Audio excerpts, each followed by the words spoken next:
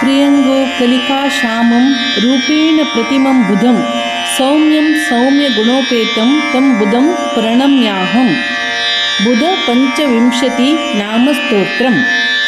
अस्य श्रीबुधपञ्चविंशतिनामस्तोत्रस्य प्रजापतिः ऋषिकृष्टुप छन्दः बुधदेवता बुधप्रीत्यर्थे जपविनियोगः।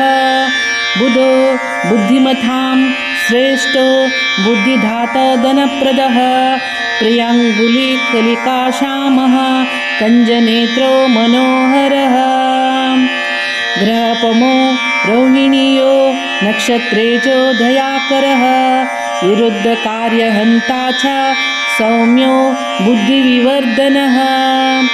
चन्द्रात्मजो विष्णुरूपी ज्ञानिज्ञो ज्ञानिनायकः ग्रहपीडहरो दारपुत्रधान्य पशुप्रदः लोकप्रिय सौम्यमूर्ति गुणिदो गुणिवत्सलः।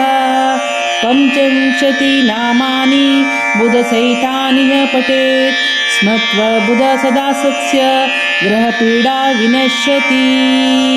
तद्दिने वा पठेदस्तो लभते सा मनोगतम्।